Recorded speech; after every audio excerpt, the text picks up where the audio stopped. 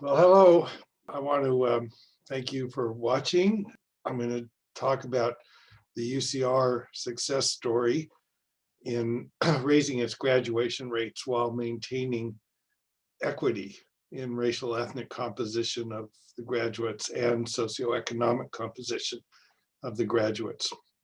A little bit of context about UC Riverside students. They tend to be relatively low income. As you can see, nearly 50% are Pell Grant recipients. They're mainly first generation, and they are, quite a few are from underrepresented minority groups. About 50% are Hispanic or African American.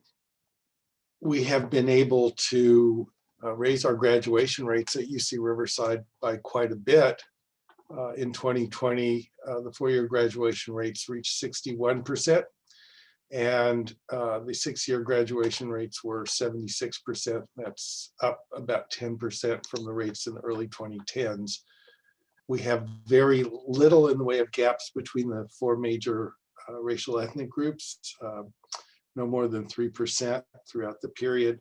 And also the gaps between Pell and non-Pell students are under 5%. This is a pretty remarkable change in terms of improvements in graduation rates, and even more remarkable because the gaps between groups did not grow during this time as they usually do. So what's our secret recipe at UC Riverside? We had a meeting several years ago to discuss precisely this issue with different people presenting about their parts of the campus. And here are some of the important ingredients that emerged from those presentations.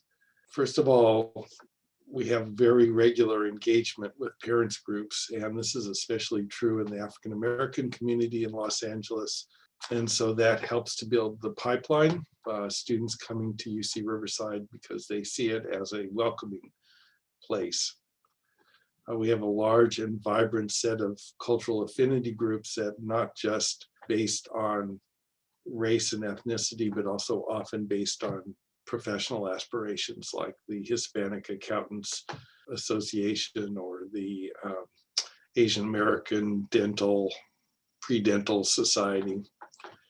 We have one-stop shop for students in our student services building to try to reduce the bureaucracy and make the campus much more manageable for first-generation students who often don't have a good sense of where to go or what to do to improve their likelihood of success. So everything is all in one place: financial aid, counseling services, and advising services, at least certain kinds of advising services. We have a large number of programs in science and engineering to foster the success of underrepresented students, where they're given, for example, summer research packages to work in labs of our science faculty. Something very unique, I think, about the campus is that new staff and faculty are taken on bus rides through some of the impoverished neighborhoods where many of our students come from, and it gives them a sense of the environments in which UCR students are used to, and helps them with the mindset of understanding that these are first-time college students who have often grown up in difficult circumstances. The campus leadership is highly devoted to diversity and social mobility. They make it evident in their speeches. They make it evident in the websites.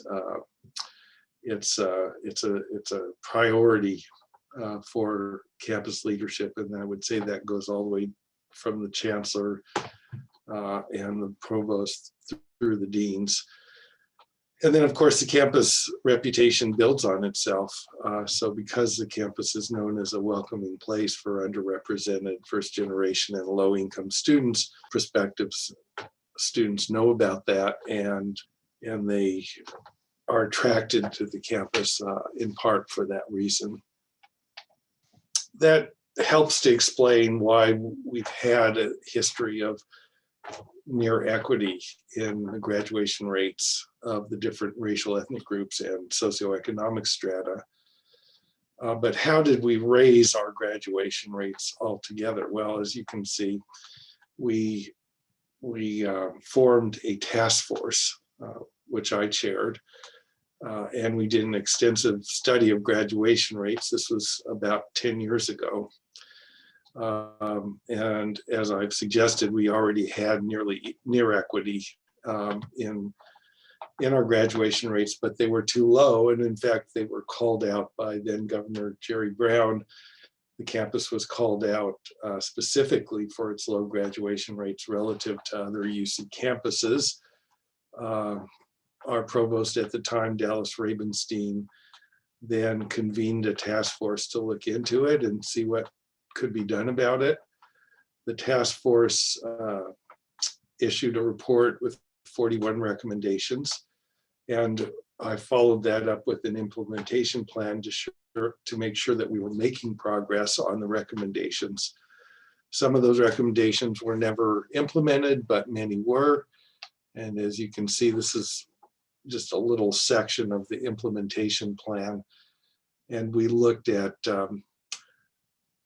what parties needed to be involved in order to implement specific features of the plan, what our accountability mechanism would be, whether it would be a report or annual campus budget decisions or some other mechanism, when this would be due, what our follow-ups were to the responsible people, and when they were actually implemented, when the recommendations were implemented.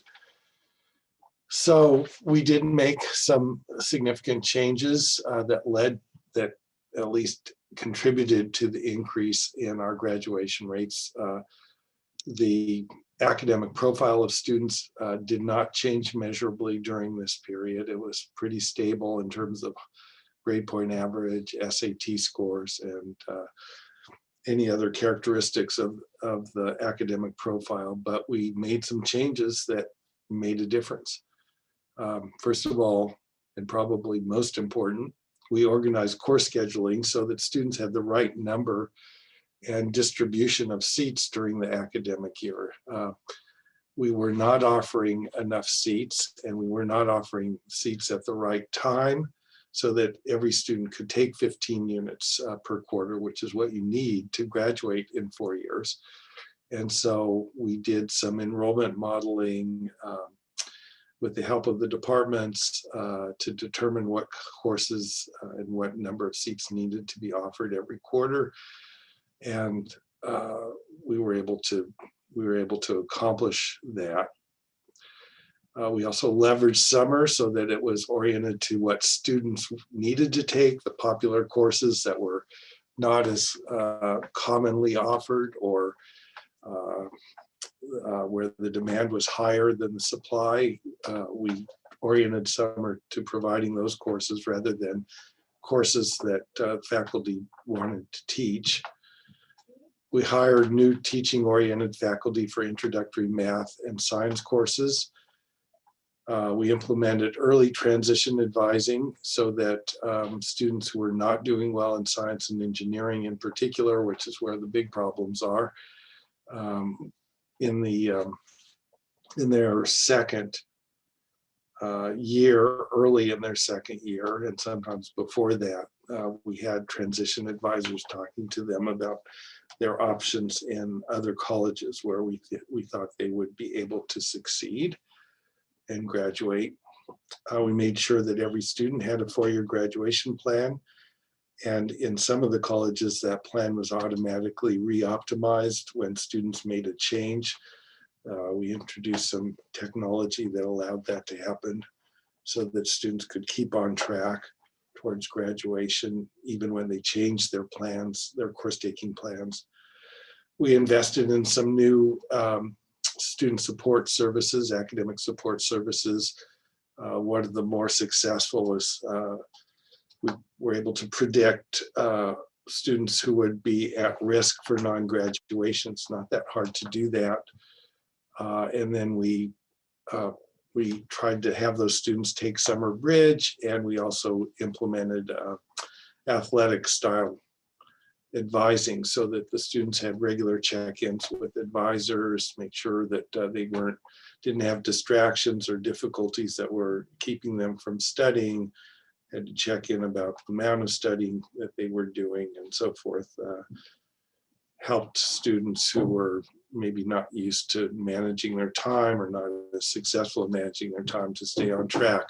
And then finally, we launched a Finish in 4 campaign to try to show students that it was possible to finish in 4, that you had to take 15 units. You could take 15 units, and we talked about the advantages of finishing in 4, saving money, graduating with their friends, getting out into the workforce more quickly. And it was interesting that the focus groups that we held, one of the things that they told us about was that students just didn't know they had to take 15 units. And some students didn't want to take 15 units because they're worried about the effects of on their GPAs. You only need 12 units for financial aid. And so there was a lot of confusion there and a lot of fear. And we were able to show that students who took more credits actually had higher grade point averages, which helped to assuage that fear to some degree. So here are some of the Finish in 4 signs that were made up. How to finish in 4 was a big theme, and we had banners hanging from the Student Services building, very large banners in this campaign. We had t-shirts and a variety of other mechanisms to try to make it work. So UCR has received recognitions for its work in this area.